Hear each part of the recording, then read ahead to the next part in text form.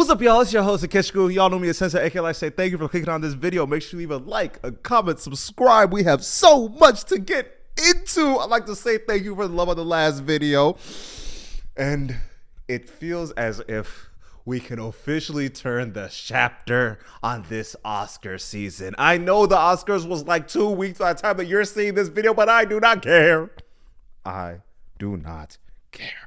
But let's start this off with, okay, this might be the first time that I truly believe that people were sitting down and being like, you know what, I gotta watch this Oscars. Because if they do not give my beloved Sinners cast everything, I'm going to be very upset. I'm not gonna lie. Deep and down in my heart, they better win from A to Z. I'm not gonna lie to anybody. Bro, I was actively sitting down and watching with so many people so consistently. I was shocked. I was watching as not only was Twitter blowing up, I was hitting up my other friends, be like, oh, what y'all doing? What y'all watching? And they're like, oh yeah, no, I'm watching the Oscars. Since when did you give a fuck about what? Since when did you care about the Oscars? I ain't never seen this many people care about the Oscars. So I'm just glad to see that we all came together to make sure Michael B. Jordan won Best Actor this year. Let's just go ahead. Let's just go in there, clap it up, clap it up, clap it up. All right, to start this off, I will say this whole Oscar season was a little bit exhausting because I've forgotten how much campaigning needs to be put into truly winning an Oscars. Because me personally, I thought everyone was like, all right, here is my film, here is my performance, here is my painting, here's my costume design. Do you like it? Yay, no, maybe so. Let's move from there. But it turns out it's literally multiple of millions of dollars, hanging out with a lot of people, shaking hands, kissing babies for the chance to be able to be nominated, not even to win. So I will say that also sounds very exhausting. But one thing that I am saying, I want to be the last of it. We need to wind down on the amount of co-stars that come together to pretend to have an affair. If you are going to be flirted on that camera, 9 months from now, I better see a baby. I better see you ruining your life for that co-star. What happened? What happened to back in the days where if they were flirting on camera, it was not to sell a book or a movie or a press release? No. It was to show the world that the love that I was having on that screen, that big screen, was real. Honestly, I was thinking about this the other day. I feel as if...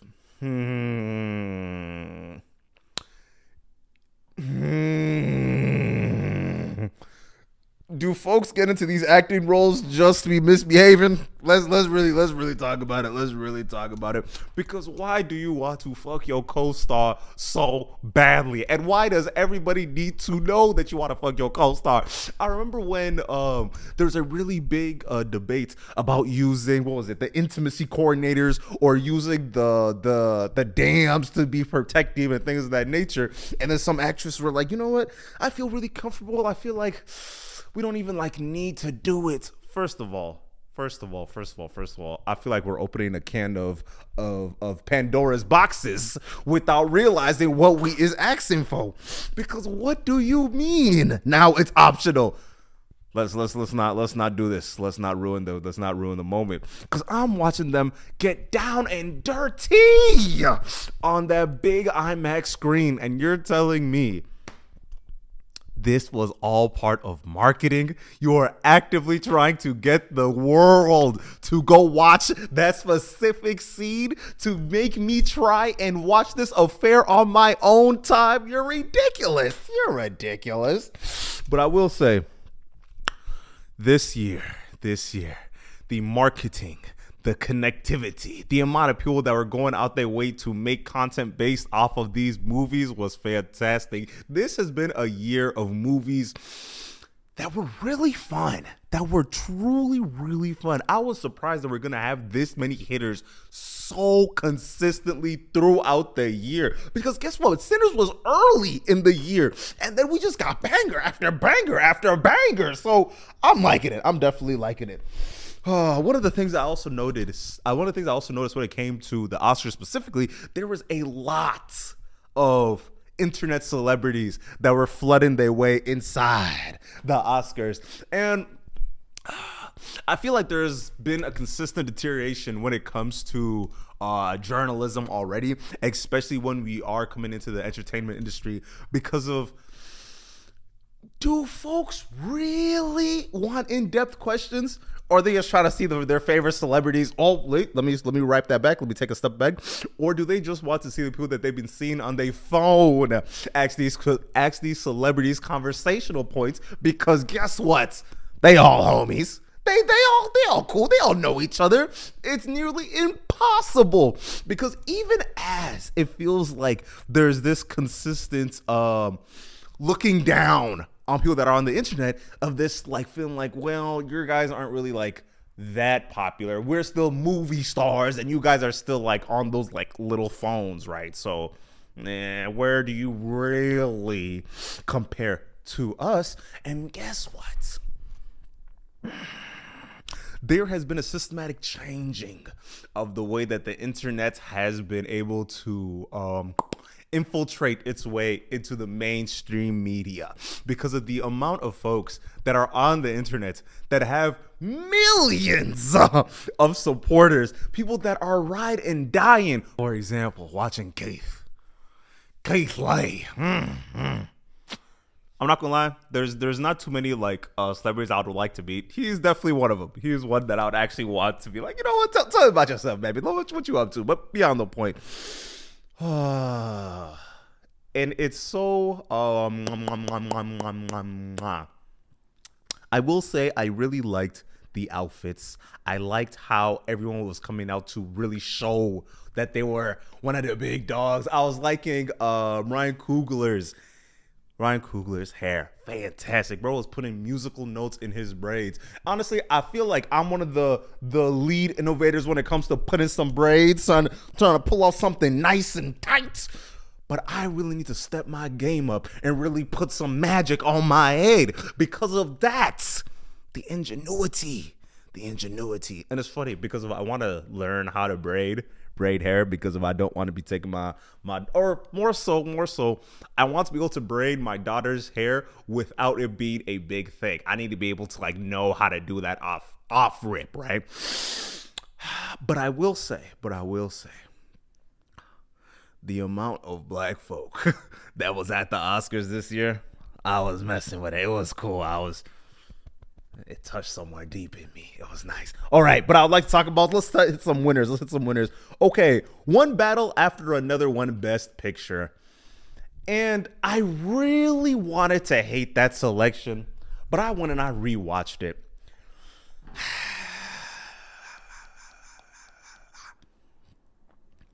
Acting is one of the few things where the order that you get, even at the highest of levels, you do not drop, you don't lose your talents to be an actor. If anything, it just compounds on itself. Like watching, for example, Denzel in Training Day, comparing it to even Denzel in the highest of the lows. He's still able to hit the notes of the acting prowess. And that's how I was feeling while watching Leonardo DiCaprio, because he's like, personally for me, top 5 artists all time for me. Or artist, lol. Top 5 actor all time for me personally, because he's able to give this he's able Leonardo DiCaprio is able to make me forget that he is a douche. I'm on the screen cheering for this character. Leonardo DiCaprio seems like what Timothée Chalamet wants to officially overly grab towards. It's the final form of Chalamet has to be Leonardo DiCaprio. That's where it goes. That's just how it is, right? And even as I'm watching One Battle After Next, I liked how quick it was. I didn't like the story was very cover your drink, please. That was the type of vibe that I was getting throughout this whole storyline, because of One Battle After Another is literally about this white dude that was overtly going. He was so horny for this black woman that was fierce and sexual and powerful and makes him feel something, really dominates him. And then guess what? He falls in love with her. But he's so mad because he's a white man and he's losing the powers of internal power of whiteness by being with this black woman. And then he goes and joins the equivalent of Illuminati, KKK, I don't know, potato, right? He goes and joins this club, but they're like, we would love you on this club. You're a warmongering war hero. We need you. You are destroying the community, removing and pledging and removing all of the riffraff from our communities. We need you in our club. And then they ask him, you be smashing black women? You like the blacks? And he's like, oh, my one thing. And then he goes and tries to kill everybody that was involved. What are we doing? He goes and like, you know what? Where's my daughter? I need to kill her myself. That's all the movie is. He goes out of his way to try and kill that girl. And guess what? They pull back and smoke him. They come back and smoke him like they already knew that they were going to. Once they found out that that's what he was into, right? But beyond the point. Did I feel like they were a little bit too horny with what's Tiana Taylor's character? A little bit. Was Tiana Taylor fantastic in the movie? She was cool for her, what was it? I think 12 minutes, 14 minutes. Not the point. Chase Infinity. Giving us Chase Infinity. Yeah, we might be onto something. That might be one of them ones. I'm not gonna lie. Let's add more black greatness into the mainstream, because there's no going back once you drop a movie like that. That's all I'm gonna say. There's no going back. But I'm still saying I'm gonna say this once. We need a sitcom that revamps Girlfriends from the 90s and bring it to today. We need that type of cast running it today. I'll be there. I'll watch it. Let me be the what is it? The old is he an older brother? Is that what it is? Beyond the point. I would like to be on a show like that. Cast this guy. I'm not gonna lie. When I was watching Sinners, I was very worried. I saw all them nominations. I was looking around. I was like, they're probably going to do us like they did Marty Supreme. They're going to do us like that. They're going to do us exactly like that. I thought the Marty Supreme was going to be us for a moment. I was very worried. But we ended up going home with some gold of our own. Fire. Nice. Lovely. I'm watching Ryan Coogler won original picture. Michael B. Jordan, lead actor. Otten Derland, Arkpaw for cinematography. And Ludwig winning for best score. Fantastic. They was pulling up with getting them dubs. And the thing is, every single time you see Ryan Coogler run it up, a big hug every single time. And for every win, the sigh of relief across the whole of the Sinners cast was, you could just see it and feel it. Do I think Delroy or Miles should have won something? Maybe. I think so, but that's beyond the point. But my main thing with Sinners is the cultural relevance of a movie like that does not come often, especially when we're in a downturn when it comes to movie viewership or the amount of people that even care about movies, and the way that they were able to tell the black story in so many different ways throughout this whole film, and the interconnectiveness of so many other cultures within the movie was fantastic, and you don't see that often. And it always felt like a stab in the back when I was watching the journalistic explanations and the coverage that was coming from this movie of Sinners, because of the amount of articles that were like, oh, Sinners didn't do that well. They only sold $83 million. Only.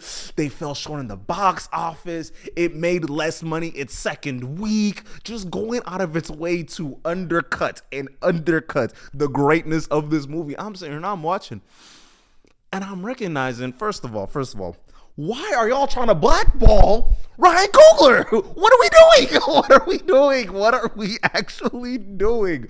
And uh, it always just reminds me of this, like, work twice as hard to get it always just reminds me of the working twice as hard to get half the amount of credit.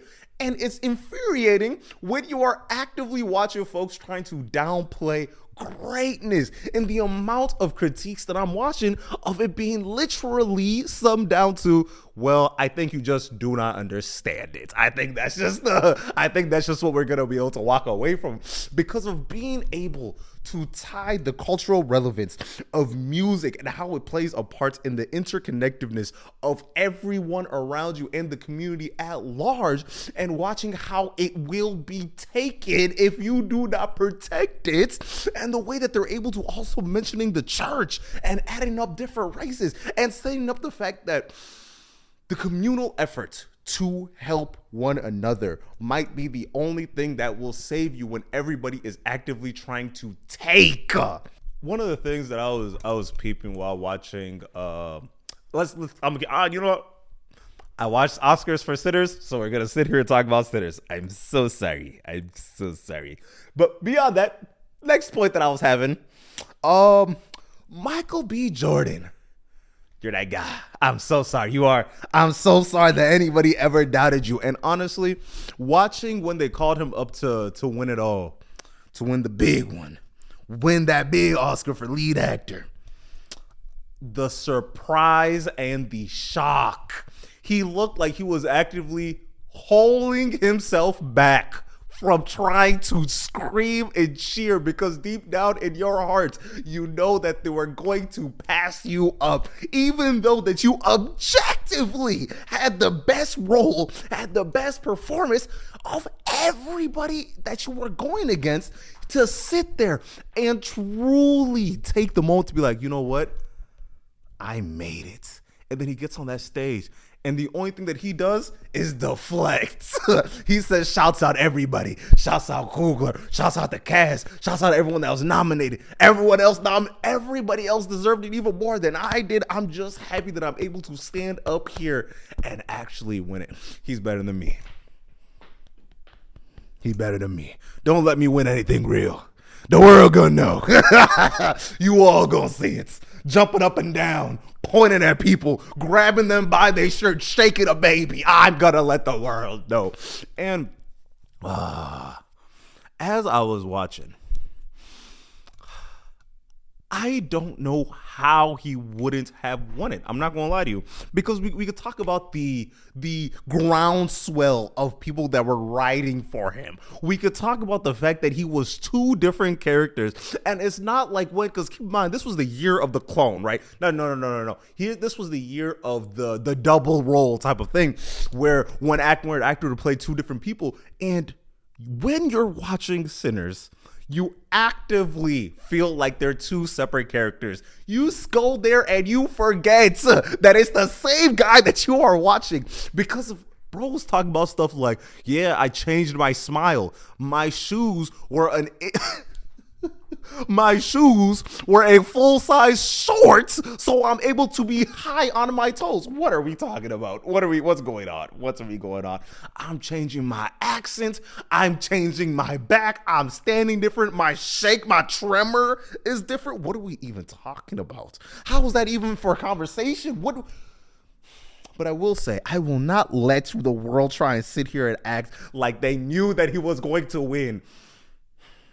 I was watching people look me in the eye and say that he was a bad actor. People were looking me in the eye and tell me he's not a good actor. He just has abs.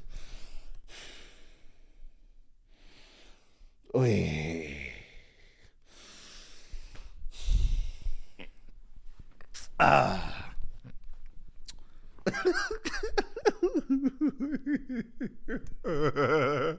You want to know what's funny?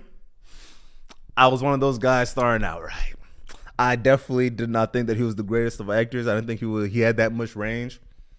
But then I went and I watched some of his stuff, and I realized it might be high time that we give him an Oscar-worthy film to actually show off what he could do on that big screen. That's my main thing. And it kind of makes me it kind of it makes me remember the dichotomy of what it means to be an actor and the different ways that you're able to show up in a role, because of you have a lot of guys that are pigeonholed into being like a goofy character, a side character, or a supporting role that never is allowed to shine not too much. You better just breathe. And there's some other actors that are literally, they're only in comic relief. They're only in comic relief type of what is it? Positions? Actors? Comic relief roles. Yeah, they're only in comic relief roles where this just ha ha ha ha ha ha ha ha ha ha. But if you actually give them the chance to cook, we might be in a different world. That's all I'm gonna say. You need to give folks the chance to actually eat, because that's where you get the chance to see, are you a real actor or are you a bozo? Let's really talk about it. Are you even good for real? Ryan Coogler, bro, so black. Ryan Coogler's so black, bro. Oh, I love it. I fucking love it. From the Bayside accent to the way that he uses certain phrases,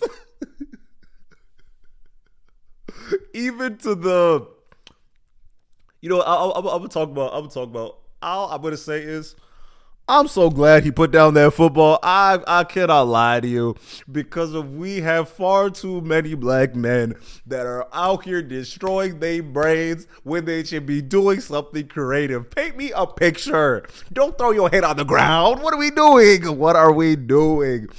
Bro, watching all the different sound bites from Ryan Coogler this year really made me laugh up a storm, because of there's not too many times when you watch a full grown man not only geek out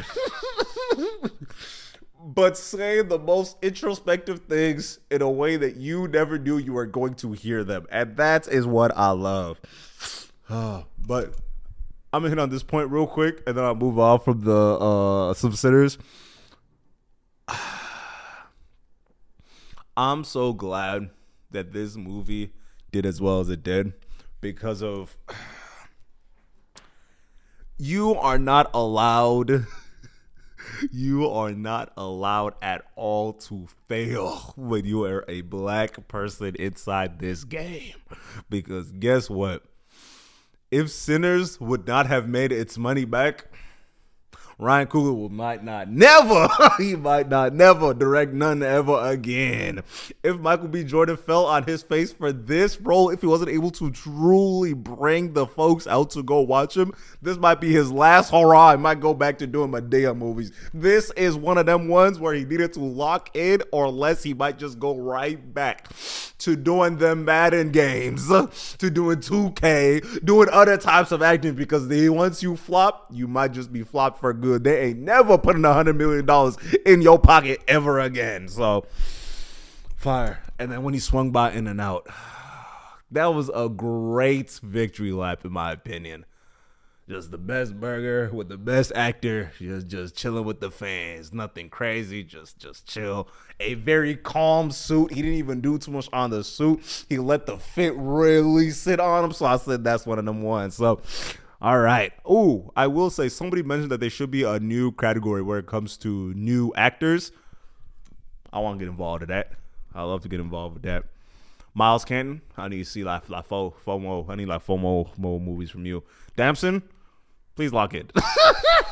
Please. Make something. Go shoot something. Go be the league somewhere else, bro. I need you to hoop. I need another TV show. I need you to hoop. I'm not gonna lie, because what they did to you in F1, I needed more lines. That was not supposed to be a Brad Pitt movie. I was not there for Brad. Why you need to cook? Because Snowfall can now hold you forever. I rewatched it again. One thing I will say about Snowfall,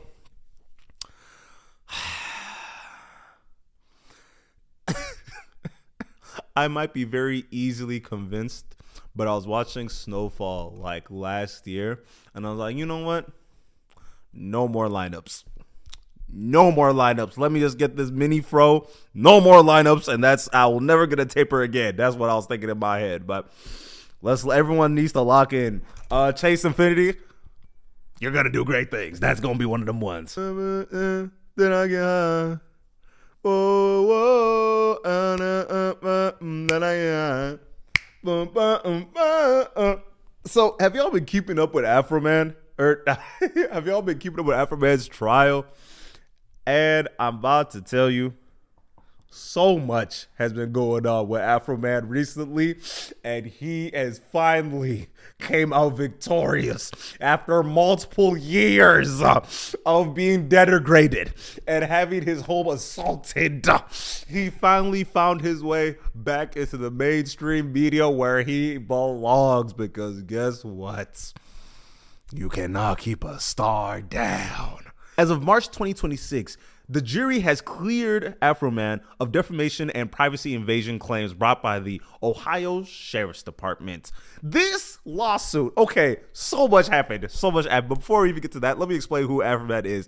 Afro Man is an artist. He was one of the Afro Man, artist, made the song Because I Got High, became an anthem. Everybody loves it. And then he shires up into he just soars into the pop culture. The world loves him. Great artist, tours, things of that nature.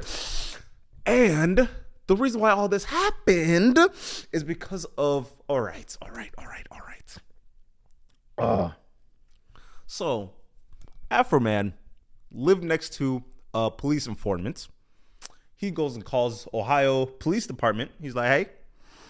Or Ohio Sheriff's Department's like, you know what? Hey. There's a lot of diddying that's going on to my left. You know that house next to me? Yeah. There is drugs. There is kids. There's trafficking. There's diddying right across the street from me. Please do something about it. And they're like, oh, fantastic. Thank you for informing us, informant. They pull up, they get their warrants, and they break through his private security gate. They go through, they wreck everything because they're trying to look for stuff. And they don't really find too much. A lot is going down. They're breaking a lot of things. A police officer stops by the fridge. He looks at something very delicate, something very delicious. He goes and sees, is that a lemon pound cake? I'm gonna need that. He's looking at it lovingly, lustfully. But beyond that, we'll get back over there. That's not that important right now. So it's traveling all around. They breaking stuff. They looking for things, and then they find out, damn, there's no basement here. Why is there's no basement? Well, that's no bueno. They look around some more. There's cameras. There's cameras everywhere. So they say, you know what? Let's go ahead and just cut these cameras. Yeah, that's enough of that. Let's just keep this on the down low. It's all ruined. Keep in mind, Afro Man's family is there. Mother and I think sister, but beyond the point. There's some Afro Man's family that's there while they're going through this whole raid. They leave. They disappear. Keep in mind, they also confiscate cash. They confiscate a load of cash. Couple bands, right? Nothing too crazy. They couple bands. They go off. They peel off. And under the pretense of, well, we cannot prove that this money is being taken legally, so Afro Man's like, well, fine, okay, no worries. Oh, I'm forgetting a part. They call Afro Man to get into this safe. They asked him, hey, we need your password to open it, or we're just gonna go ahead and just open it. We already have our warrant, so do what you must in this scenario. He's like, you know what, fine, please don't break nothing. Gives him the code. He opens it. There's nothing. No bueno. Fine. They peel off. And Afro Man's, well, like, okay, fine, whatever. So he interacts with the police station, and he's like, so are y'all gonna, like, fix anything? Y'all gonna do anything to help me out? Like, gonna put anything back? Like, can you at least give me back the pound? You circular individual. Beyond the point. They're like, well, we legally don't have to help you out with anything, so bon voyage. That's how they call it. That's how they peel off. So it's like, fine, you got it. Don't even worry about it. So he's like, you know what? I'm not going to take this laying down. He starts dropping bangers. But even before we even get to there, he peels up to go and get the money that they took from him. And there's like $400 missing. This is like a very funny number to be like stolen from property. Because one of the things that you need to also notice, one of the things you need to know when it comes to police proceedings, a lot of times when it does come to cash specifically, some money might go missing here or there. They might end up selling your stuff too. So, wampa dumpa. That's all you got to go for. That's how it works. So he's walking around. He's like, all right, what can I do to get back this at least enough money to go and fix all this stuff? He starts dropping.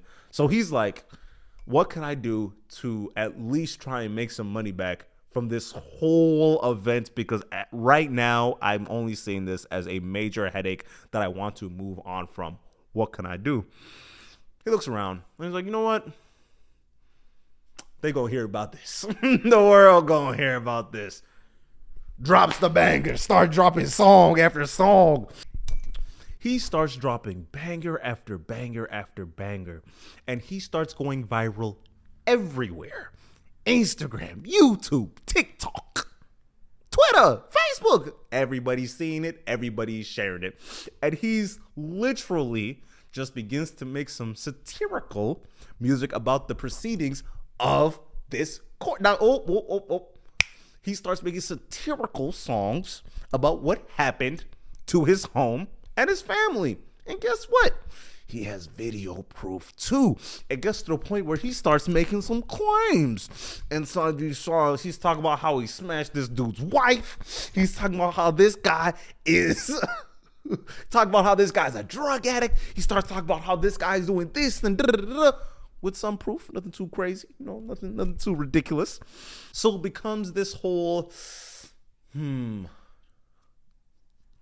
becomes this whole thing of undermining and making, poking some lights at the Ohio Sheriff's Department. And it becomes this thing where they really don't like being made fun of. So it's, so it escalates where they end up suing Afro Man for defamation. And you might be thinking to yourself, how? This is impossible. They're claiming this was emotional distress. You were causing humiliation and using unauthorized use of, their likeness. And they go to court, and when I tell you, it proceeds to be some of the funniest things ever. Like, here's some clips. And it turns out you actually have to make not only a good case for why this is that and this is not this, but the lawyer starts hammering into them, asking them questions like, well, is everything you hear on the internet like real? Did this really give you distress? Are you like actually hurt from this? And then they tear him down. They tear down the deputies one by one. And I find it funny. I find it really funny how folks are able to throw a lawsuit as a way to try and get you to like just shut up and dribble, just get out the way, and makes it so that you are so overwhelmed by the lawsuits that you can't even defend yourself, because by the time that you're actually done fighting all of this, you could have lost the bread, you've lost time, and now the energy that has been sapped from you now has to be used as a way to at least do your best to not have to do your best to not get painted out like the bad guy at the end of the day. But some way, somehow, they ask, hey, Afro-Man, go on that stage, right? Go do the chair, right? Go talk to the folks. And he kills it. Every single question. Boom, perfect response. I'm just trying to work and get paid and do my civic duties and pay taxes. Boom, I'm just trying to be here for my family. Boom, did I also tell you that, guess what? They started it. They broke into my home of a fictitious rumor that they could not prove. First of all, how did you even get the warrant in the first place? Why am I even here? You know what? They should have just paid to fix my gate. But one of the funny things of the internet does not forget. It does not forget. And as much as you may try to dumb down this case or try and make it a thing of, because one of the things you start to notice, this seems like an over encroachment of the First Amendment right. That's really what it all boils down to, because the First Amendment right is definitely protecting your free speech to be able to say things that you may not like, but you might have to just eat it. If you want to say something back, go ahead and get inside that booth and drop a diss song and get out of my face. Because of the amount of times that you watching these folks try and act like they did not start this whole interaction. It's crazy. It's insane. Okay, just for heads up, I literally recorded this not even 8 minutes ago, but the news came out that Trump officially signed an executive order to get a lot of this TSA agents paid. And honestly, I'm glad that something is happening so they can get some money in their pocket at least. Because, okay, so for the past, I think it's up until 44, 45 days where the Homeland Security has been shut down and they have not been approving any funds. And that is very worrisome because of, well, let's just stick to the TSA example, right? So as of late March 2026, the workers have been missing a lot of paychecks. And you know what? I know that's a problem, because that is leading to a lot of people just saying, you know what, that's enough for me. I'm just going to go home. Let me go and find another job and do something else, because I cannot be going to work and not coming home with anything. Because guess what? This is like a career for a vast majority of the folks that actually are in a position as a TSA agent. And not only is missing out on paychecks right now, we all know that is terrible, but my thing is, they just did this. Literally just 3 months ago, we were having this conversation of a lot of TSA agents not getting paid, leading to a lot of folks being like, I mean, I guess I'm gonna pick up another job, or wait for the back pay. And that's very worrisome, because it's like, the bills still come. There's still bills that need to be paid. Like we see in other parts of the government where you're looking around like, I don't know what I'm gonna do for food. I mean, I could choose between getting gas, mortgage, rent, baby food. There's a lot of stuff, right? You would find a lot of TSA agents having this same idea of well, I had to go and pick up an extra job. I have to go start DoorDash. I have to start doing Grubhub, things of that nature, to be able to make ends meet, because there is just no bread anywhere. So, leading to the staff shortage has been very scary, because I've been seeing a bunch of videos where folks get to the airport legitimately 3 hours early and still end up missing their flights. You know how mad I will be if I got to LaGuardia 3 hours early and you're telling me that I have to come back tomorrow?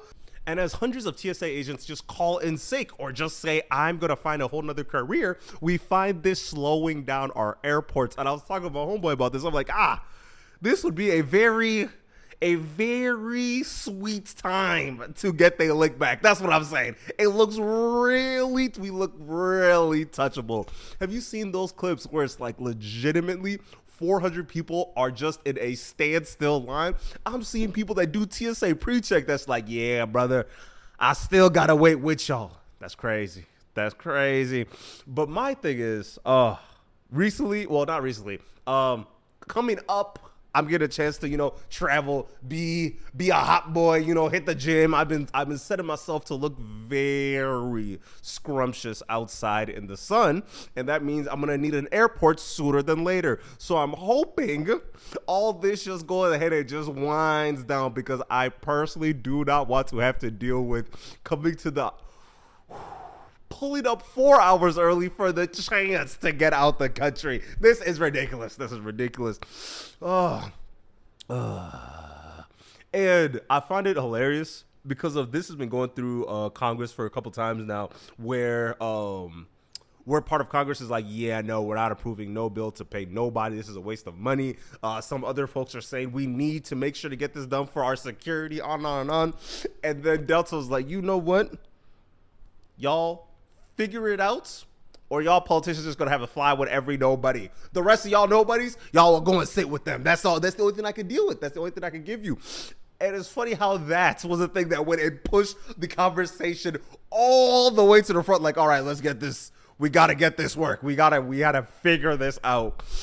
You know what? They should do that with every other aspects of it. But different type of conversation, different type of conversation. But as I set myself to travel later in this month, I have been shopping for bad battery for the past couple days, couple weeks, to set myself up with type of fits that look very scrumptious out in the sun. Because as we all know, when the sun comes out, that is your perfect time to wear flowy and gracious fits, because of that's when the sun will be making you look very delicious looking, especially as a black man. You ever seen the sun touch the skin in cassettes? You ever been golden cussed by suns?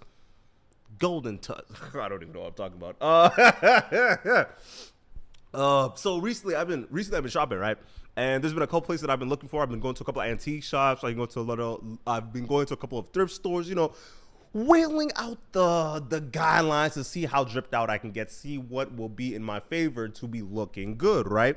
And I found myself being very upset at the quality of clothes that's been around, because it feels like I could go and shop on Shein and get the exact same clothes I would get at the mall. And that right there is what's blowing me. Because I remember I was at the Mall of America, and I was looking at some shirts, right? $45 white tee. I put my hand in the shirt and you could see my hand. That is not good. That is not good for $50. You start looking at the collar to see what the shirt is made out of, and it just says 100% polyester. What is going on? I thought we were going with cotton. This was supposed to be worth the money. The name is on the building, and you can't put some cotton inside of it? That's ridiculous. We are losing recipes, and it makes me very upset. So my friend was hitting me up. He said, hey man, you might just need to bite the bullet and just go to Shein, because I was watching some of his clothes. I'm like, oh, where's this from? Oh, this is real cool.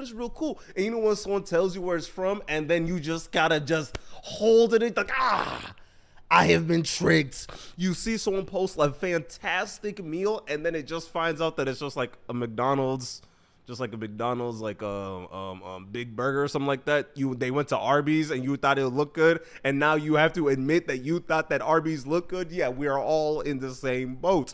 But this time it was with Drip. I thought that he went and spent a bag to get the fit he got going on. He's like, no, I just went on Shein. And the thing that upset me the most, it looked as if the clothes would last. That's what really hurt me. That's the part that's really hitting to me, because I feel like one of the main critiques when it comes to Shein, right, is, well, actually, no, there's 3 different critiques when it comes to Shein specifically. We'll get to there. But I was watching this Drip, and it was like, yeah, bro, it's from Shein. That's just how it is. And I was like, and it looks like it will last longer than some of the clothes that I'm buying from the mall. What is going on? And then I'm like, okay, so if you were to buy it and you were to actually hold on to the clothes, because that's one of my main reasons why I don't like shopping on sites like Shein and fast fashion, because of it seems like it's designed for me to get rid of these clothes in 3 months. And here's another thing that upsets me though. I thought I could just go to like a Zara, get a fast fashion shirt and call it a day, and then move on with my life, because I'll be able to hold on to that clothes for a certain amount of time, not forever, but it will still be cheap. And then I'm looking around at these prices and I'm like, what in the high fashion prices are we doing? What is the point of me coming here to buy clothes that will deteriorate on my body if I'm spending the exact same that I would at the Nike store? I remember when I used to do merch, and I was able to find like a vendor out in China, and I started doing some more research, and then I'm looking around, I'm like, oh, this is where like Lululemon puts their stuff. This is where Nike puts their stuff. This is where this really big company puts their stuff. I'm like, oh, so we just like shopping all at the same building, and I know how much it costs me to make a t-shirt, a hoodie, a pair of jeans, so I know y'all are out here overpricing. What are we doing? So I finally get on Shein and start looking around, right? Seeing if there's, some drip. There's some really good stuff. I cannot lie to you. There's some really good stuff, some really good prices. And the more I'm looking around, the more things just get exciting. It feels like a gambling game where you feel like there's so many lights and buttons going off at the same time. The color orange is everywhere, and like, this is all savings. This is so cheap. I could buy a whole wardrobe for $27. What is going on?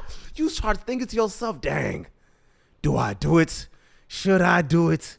But my thing is, I do want to try it because I want to see what the level of consistent garment making are we really dealing with. Because of, if the stuff is tough, right, and I am able to wear it for long enough, is that worth it? Is it sustainable? No, it's just not sustainable. Oh, it hurts. It hurts. But yeah, I'm trying to figure out where places to shop so I can get some real good drip. I cannot lie to you. But this also brings me to my next point. Can we please leave spring break alone? I'm watching a couple of videos. Some people are talking in my ear and they're like, hey man, what you doing for spring break? I have not been in higher education in 3 years. I don't have a spring break doesn't exist to me, nor do you. So what are we really talking about? I feel like there's an epidemic going on where folks cannot let that term go. And I feel like we need to talk to the people that are consistently planning their trips around college's spring break, because who is you trying to meet and who are you trying to find, especially if you are not of that college age? There's no reason for you to be in Fort Lauderdale, Florida in the second week of March to the first week of April. Let's really be serious. Leave it alone. Go to Miami with your grown self. You are 26. Go over there. That is not for you. And the reason why I started to think about this video, my guy sent me this video of like these old folks close to being unk status. As a fellow Unkian,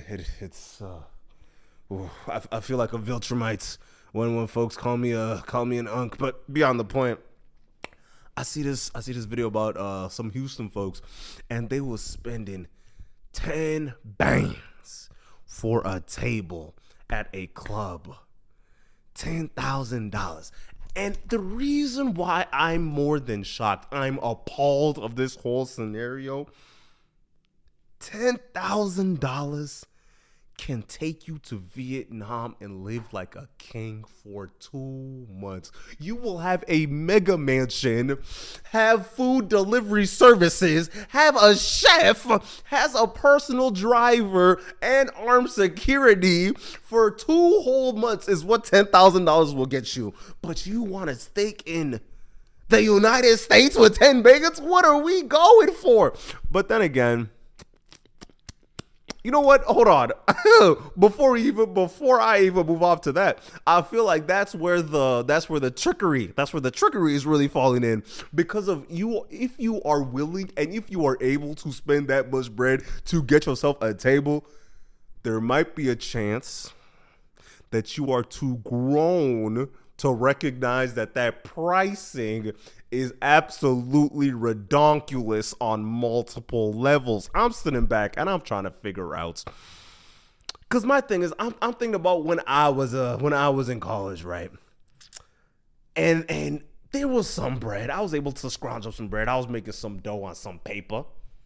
But you telling me you had extra 5 bands to go vacationing, and you can put 3 of them bands with 3 of your other homies, put it together and get you a table for 10 to 15 bands? Maybe maybe you are using salary money, might be why you're able to afford that tomfoolery. Because right now we could do the job, we could have the fun. I could do it, but me personally, it doesn't even sound fun. Is clubbing fun to you? Actually, not even clubbing. I like clubbing. Ew. I feel like booths, like getting a whole like table, is a little bit much. I definitely see the appeal, but anytime I go to a club that has like sections areas, right? I'm just like, y'all need that hierarchy to feel something, huh? You need to inject that hierarchy to make you feel like it was worth you coming outside. You need to be able to get inside past the line of people and have everybody watch as you are walking to the front of the line, because I understand that it's very much intoxicating. That's giving me a flashback. I remember it was me, the person I was talking to, and a bunch of other folks that we were with, and my dude was or he was like hosting or something like that.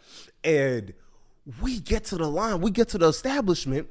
Keep in mind, the spot opens at like 9. We get there at like 11:45 so we can get there at midnight. That's like the plan, right? So we get there 11:45. That mug is wrapped around the whole block. Legitimately, there could have been like 300 to 400 people just sitting outside waiting. And me and my girl, and we come as a group, and we just like walking. We pass people. You see the girl on the highway, she's like freaking out. She's like, "Whoa, so you just budgeting everybody? What's going on? What's to that?" And they're like, "Oh no, we don't wait in line." And I understand. It definitely does feel like something. You start scratching that itch of somebody. You feel like you are somebody in a world of nobodies as you just cut all the way to the front of the line. Show your ID. They're like, "Oh, it's you." Everybody is getting dapped up. It's cool. Everyone just walking in. No one is getting checked at the front door. They're just walking through. And everyone's just like, "Dang, who is them? Who is going? Where are they from? Who is those folks?" And I get it. It's very intoxicating. So I definitely understand the appeal, but I will say, to spend money to feel that, you're being ridiculous.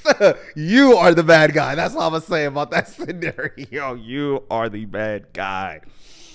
Oh, wow. Because, and you know what's crazy? I've bought I think I've had 4 section experiences where I actually put up real money to be a part of this section. Wow. I remember when I went to a club and we got a section out in New York, and that's where it was real money. Oh, and you know what? That's another part of the story that blew me, that truly blew me. Why y'all spending to get into Houston? It's not even expensive down there. What are we doing? What are we doing? You are losing the plot. You are raising the level that these clubs can charge folks if they know that folks are going to be stupid enough to boohoo bread like that. But that's a whole other conversation. I'm looking around. Keep in mind, I was working, but guess what? I was broke as fuck, minimum wage. I don't even think not even minimum wage. Maybe $8.50. I was broke. There was $37 inside my checking account. There was $47. There was $57 inside my savings. No investments, no money on the side, just broke. And guess what? I've already mentally spent that $37 in my bed. I'm on my head. I already spent that $37 because I got to go get some groceries when I come back. I was not getting groceries. I really was not. I was moving like a ridiculous guy. Really close to being a homosexual. Just a homosexual. It was a scary life we was living. I remember we get out there. My dude was like, "Hey, we're going to get a section. Do you want in?" I'm like, "Oh, I would love to be a part of the festivities. That's a great time." We pull up, we get in, and I realize, okay, this is actually a 4-part story. I'm not gonna tell all of it. It was a crazy party to get up to the chance of us leaving to head over to the club. Remember that. So we get to the club, and there's a line again. It's packed out. but we're in the line for the people with sections that are paying for sections. So everybody is packed out that way. And then for the section folks, there's like maybe 15 of us. And that's the funny part too. When you are broke and young, it makes sense to get sections because it will be a big group of y'all throwing some money in. We were like 10 to 15 deep, all splitting that one section. And guess what? It was still expensive, but that's a whole nother point. It was still ended up being like $350 to $500 per head. It was crazy. It was absolutely insane. So we pull up in the line. We pull up in line. We're chilling. Everyone's laughing. Everyone's having a good time. We feel like the night is starting to peak right when we're about to start entering the spot. And as we're standing in line, I see this couple like arguing with each other. And they was like, not so much arguing, but they was like talking with each other, but it wasn't too happy-go-lucky. And I'm looking, and I know I was a bad guy. I was a bad guy because I was hearing that they were also talking to the bouncer, saying like, "Oh, we'll be able to get in. What's the likelihood? What's the chances?" And then the bouncer's like, "I promise you, on the name of the man upstairs, you all ain't coming in this club. There is no space for nobody. You're all gonna have to wait for at least 2 hours for it to die down." And guess what? We in the line that's like moving. We're literally about to enter. And I look at my man's look at me, I look at those two, and I ask if she wants to come with us to go in.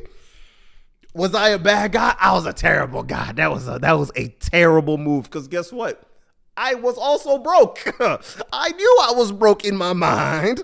I knew I had no bread to be wasting. There was nowhere for me to go with this whole interaction, but I knew it was going to be a hilarious thing for me to say. So I asked her, like, "Oh, do you want to come in? And then you can get your boyfriend after. Y'all can be part of our group." Ha ha ha. She smiles. Ear just hing, hing, all the way smiling. All 64 of these are just out and bright. And she starts walking in with us, and then her boyfriend grabs her, and then she goes, unhanded me.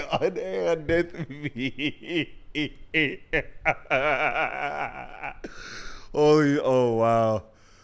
Oh, we ended up saying that like he could also come too, because it would have been a little bit. I feel like the mojo in the room would not be a place to be giving out such negative energy. I don't need a guy that's just I see your eyes looking at me from across the room. I don't need that energy. 50 cents. I do not need to get 50 cents out here. You feel me? But that's beyond the point. Druski, you did it again. You did it again. This recent Druski skit just reminds me, I'm very glad. I'm very astonished and excited when the right people become famous, because I've been watching Druski for a very long time, and it just makes me smile that he's been able to get enough bread to up that production quality. Oh, wow. So recently, Druski had this not so much a critique, it was a satirical video, a little parody of conservative white women and how they be acting and moving, throwing shots at folks such as Erika Kirk, and how she's been dealing with the foreseen events, or how some folks seem to overtly use the religious text as a way to obfuscate any real change and any true improvements in the world that we live in, or or my favorite part, being able to white chicks your way into a sphere, a set of emotional stress that you are promoting onto folks and people are actively going through. And I'm always happy, and it makes me smile anytime I can get those comments of, well, what if we all just start doing blackface? Drop the video. What if we all like what if we all start like painting ourselves and doing the things with our lips and start da-da-da-da-da-da.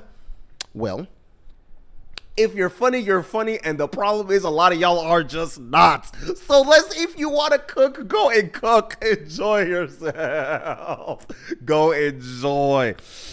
Oh wow, that video, it truly made me chuckle and laugh from the depths, because the amount of folks that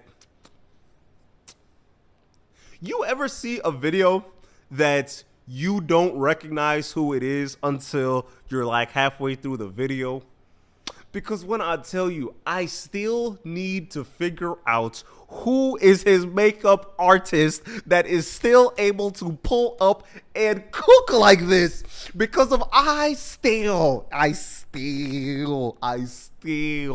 want to know who it is, because of I didn't recognize that it was Druski until like halfway in. I looked down at the corner. I said, wait a minute. Does that say Druski? Because I just thought it was a white woman with a bad paint job. And that's what I thought it really was, bro. And you know what? I feel like that's part of it. That's part of the satirical nature of a video like this. Because of to be able... Actually, but low-key, one thing. I would like to say, he does have this... Druski does have this way of just like taking over the week with a video that he's done, because of... Not only is he able to put his finger right on the pulse again, but you get this, some folks might sit back and say, well, it's not even funny. The topic is just not, it's just not even funny at all. It don't even need to be funny. It's the spectacle of the act of putting on a performance like this. That is what we are cheering for. That is what we are cooking for. Is he also very funny in the people that he's picking? Yes, yes he is. Yes he is. The same way he was making fun of bald folks is the way I want to see him making fun of every single demographic. He's cooking. You know what? Hold on. Let's watch this video together.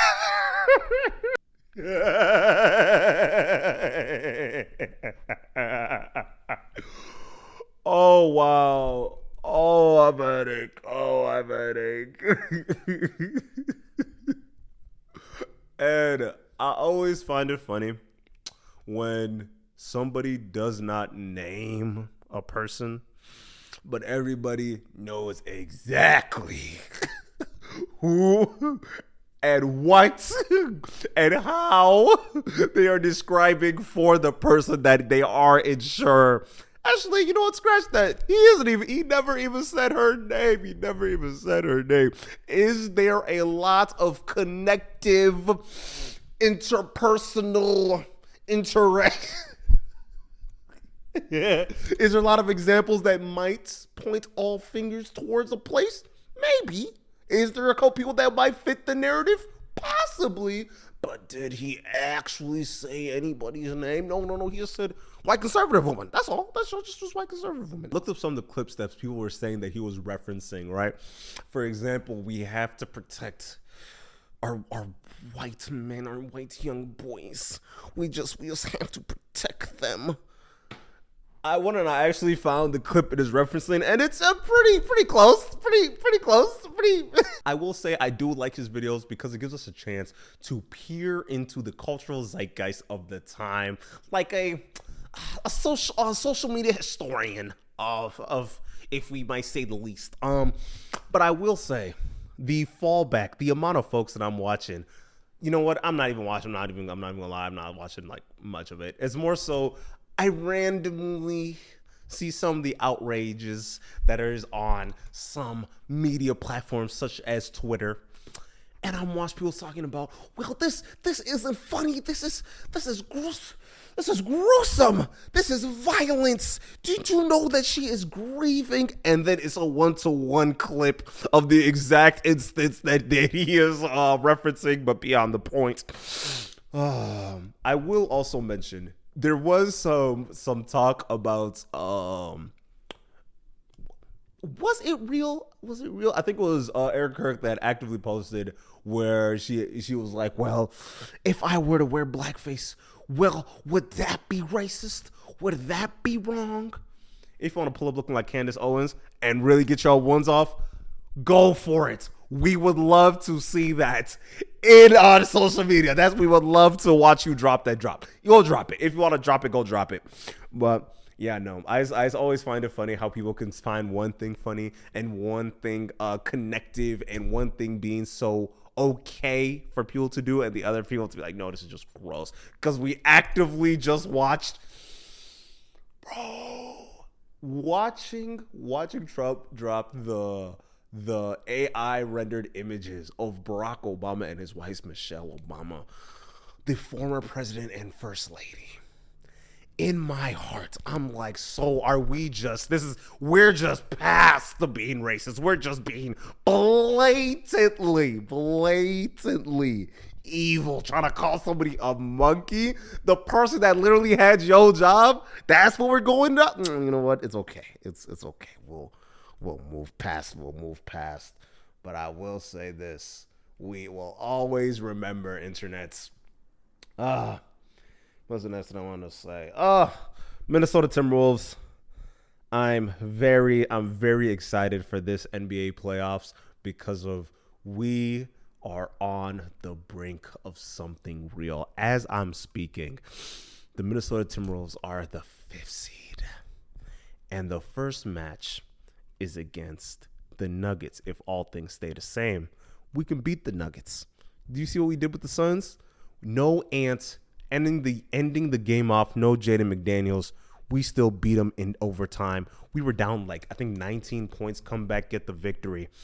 We can beat the Rockets. Our team is set up to beat a team like the Rockets, right? And one of the reasons why I wanted to talk about this in the first place is because I'm hearing everybody try and sell me on the Lakers. The Lakers, they're going to win the title.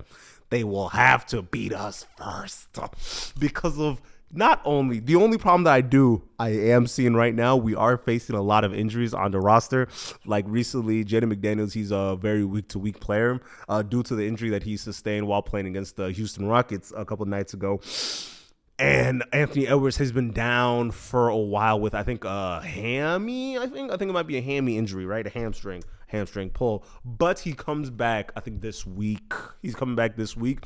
And since we don't have Jaden McDaniels, I'm so glad that Ant's back in the starting lineup so we could actively keep this afloat. Because of not only do we have a lot of shooters on this team, let me not just say a lot of shooters. We have a consistent amount of guys that can show up. Will they show up? Maybe. Hopefully. I really hope they do, but that's beyond the point. But the amount of defensive anchors that we have on this team is enough for me to really put all of our dogs in this fight. And not even to mention, we got a star that can hoop. We got a secondary. Julius Randle, I'm so glad that he's been able to shut up all the haters. He has been pretty consistent recently, and I've always had this feeling that it's not so much that he underperforms. It's more so if your team is able to key in on a guy like Julius Randle, you can scheme against the type of offense that he runs.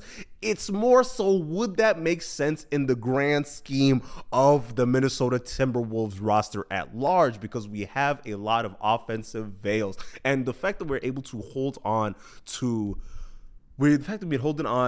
Naz Reid, and ever since the Rob Dillingham trade, we were able to get Bones Highland up to speed because he seems as if like he's producing more than he was when he was on the Nuggets. He seems more confident on this Minnesota team because we love him. We are actively rooting for a guy like Bones Highland. And guess what? There's so many combinations on this team. There's so many duos on this roster that it's like, I mean, we can pass them around. It don't even matter what type of starting lineup that we're running because we were able to move Mike Conley to the bench. That is huge. Because for the longest time, he has been taking up so many minutes, even though his knees are as old as bronze. That is worrisome. He was good in the 2000s. So let's give him some time to breathe, relax, just wait on your time. You're okay. And since we've been able to pick up Ayo to play, well, at first we wanted him to play the 1, but it seems like he's just going to have to stick inside the position of being a strong wing, big guard, high defensive upside, and high athleticism. Is his facilitating where we want it to be? It can be, because guess what? He was picked up into the league. He was drafted from the Illinois as they're going to the 4th. They're going to the Final Four, but that's a whole other conversation. Ayo was a point guard. He is a point guard, but he's just like a little bit too athletic to be a point guard. To be a point guard, you have to know this. You have to be able to balance this idea of, well, I know I can blow by you and dunk the ball, but I need to get my center involved. Okay, let me alley-oop it to my 4 so they feel like they're actually part of the game. Fine. Is it annoying? Yes, but it's very important when you want to run a starting 5 like that. When you actively want to win a championship, especially at the 1, you need to make sure everybody is locked in, because of that is a big problem a lot of teams get to when they start entering the 2nd round. They're like, I haven't touched the ball in like 7 possessions now. Like, I don't even want to play defense anymore. You need to relock them in, and that is your role at the 1. But if that's not what he wants to do, that's fine. If that's not how they want to like set up their roster, they want it to be a utilitarian, totalitarian. What's the word? Egalitarian. Beyond the point. If they want it to be facilitation amongst the committee, fine. Minnesota, I'm excited. Let's just do that. If that's what you really want to do to set yourself up to win, I'm with it. But please, please, please, please, please, let's get Rudy involved. Rudy, please lock in. Please lock in. I feel like we're not going to win a championship unless he's locked in. But you know what? I'm not too mad. Because of the way that we match up, the only team that I'm actually worried about Rudy Gobert still being on the court is Oklahoma City Thunder. That's the only team where I'm like, they're going to eat us alive. They're going to whoop on us if Rudy Gobert is on that court. And that's so frustrating, because even when OKC goes and says, you know what, Hartenstein, get in there. Since bro is literally just as big as Rudy Gobert, he be putting belts on him for no reason, and that is so frustrating as a Minnesota fan, because Rudy Gobert is good. Rudy Gobert is objectively good. It's just that he be setting himself up to look so foolish so frequently, and you just have to be like, no, stop it, please. You know you're better than this, but that's a whole other conversation. But I am very excited for this NBA playoffs, because as a Minnesotan, there's this thing that's like itching in me that's like, ooh, we might get a summer parade. I might need I want a summer parade. We're going to be outside throwing our shirts around, doing this a couple of times. Because we are hooping this year. We are hooping. What else is on the...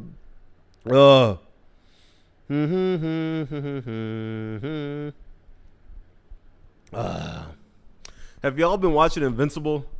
So Invincible came out with season, I think like 4. I think that's where we're at right now. Season 4. And okay, you know what? I was gonna make like separate videos, like having a detailed diatribe into each episode in this new season, but I'm going to have a quick overview of everything that's going on, and let me know if you want me to do like an initial episode by episode type of breakdown on a rewatch type of thing. So one of the main conversations that I feel like this season is having is, number one, Mark, are you actually ready for what it means to be your father? And are you okay from what you are turning into as the years go on? Because guess what? You are not going to be able to hold on to those heroistic ideas and still be able to move around in the world that you have created. Because of last season, we already had this conversation of your existence is a nuclear weapon. And how are you going to maneuver knowing that you are a physical embodiment of what it means to be the strongest in your world, and what responsibilities is put on your hands to be able to be the strongest in your world, and to be able to dissect what it means to live your own life compared to your life as a hero, and if you're willing to sacrifice yourself for the greater good of everybody. But as we are walking down this season 4, we are watching him be face to face with his ideals and be like, do you really believe in that? Sheer amount of times that Mark has to be like, okay, should I actually just kill you? Like, is that really what y'all want from me? And he's having this mental breakdown for each time. Like, the first one, when he was fighting against that dinosaur, right? And he picks him up. And keep in mind, he's already starting to lose it because that dinosaur's like, oh, you remember when you murked all them people? You remember when you killed half of the world with the multiple faces of you? That was a great time. Oh, Chicago, fantastimo. You know what? We need more of that because them humans are ruining it. So everybody that is dead is a good thing. And he's like slowly but surely getting angry. And he's like, you know what? Nah, let me actually take this up a notch. And then out of nowhere, the dinosaur turns back to a human, Jekyll and Hyde. He don't know what is going on. And Mark is like, you know what? I should smoke you right now as we speak. I should smoke you down. And then the Guardians pull up and say, hey, whoa, what you doing, bro? Like, hey, hold on, what's going on? And he leave, bro, with them. He fly off. He start talking to some folk. I think he was talking to Eve. And he's like, yeah, man, I almost lost it, man. I almost lost it. You was gonna kill him? I was gonna do something to him. Okay, that's a change. Bro really got directly to your heart. And the thing is, he wasn't even gonna kill him because he was mad. He was like, I feel like I should kill you because what if you transform again and I don't pull up just as fast? This would be saving so many lives by killing you right now. And as I was just yelling at you, talking about, no, we need to save all the lives because of the lives that are saved are worth it, even though we are going to lose people in the back end. But he's not ready for that conversation until literally 30 seconds later when he's having to look that world in his eye and make that decision to smoke him or not. And he realizes he was gonna smoke him. Switch to another example. Literally the biggest trolley is literally just a trolley problem over and over and over. What he's dealing with them cichlids. And he's like, there's one cichlid left. He has control of all these cichlids, and we need to kill this one so all of them can officially die. But guess what? We are playing against the clock. Time is running out, and if even one of them Johns leaves this perimeter, we are cooked. We are going to be cook. We were supposed to lose twice already to these cichlids. And what now? They're going to take over the whole world, and I'm supposed to fight them all again with this trash ass amplifier that knocks them out? No, I'm not dealing with that. That is annoying. That's a really big part. That is annoying. I'm wasting my time. There are bigger things to deal with. But that's a whole nother thing. So as he goes, he's like, all right, the bear is about to drop. I need to get to him, and I need to fix this now before this gets out of hand. He pulls up, he runs up, and he's like, I gotta kill you, you innocent guy. Punches his head clean off. Boom. And then he has to answer to the rest of the Guardians and be like, yeah. Oh, you know what? No, scratch that. He doesn't even answer the Guardians. He's like, okay, this was my choice. This was the move I made. Now everyone will have to live with it. If you want to send me to jail, you want to send me to prison, do it. Do it. I would love a break from work. But that's a whole nother point. That's a whole nother thing. And not even to mention, while that story is going on, this Thor woman is outside doing too much. She goes to this power plant and she's like, I need to steal all this power to take back to my home world to save my home world. And then Mark goes and pulls up on her because guess what? She's ready to Mark Will. She's like killing folks. And then Mark's like, oh, so you think killing these people are okay because it will save your planet? It will save your world? That's just stupid. That is dumb. Talking down on her. And I'm like, he's gonna eat them words bad. He's gonna eat them words. Because one thing I do like about Invincible, it shows you how superheroing would actually play out without obsessing over the negativeness of people like it does in The Boys, right? And as Invincible is literally like fighting her off, he's like, he doesn't even take 2 seconds. He doesn't really even think about it too much at the moment, but then speed it up. He goes to the sequence, and that all sequence interaction goes down. He's like, I'm tired. I'm just exhausted, and I find this really compelling personally because of it feels as if with a lot of superhero shows, you get to watch the hero obfuscate the emotional trauma that needs to happen and the emotional decision making that you will need to understand and take that decision, because guess what? You are going to be the one that's most involved with it because of you went out of your way to be like, I want to be a superhero. You went out your way to be like, I need this. All the way from season 1, you were begging folks. You were trying your hardest to be a superhero. And now you are, for all intents and purposes, your father. You are playing the role your dad did all the way back then. You are actively your father right now.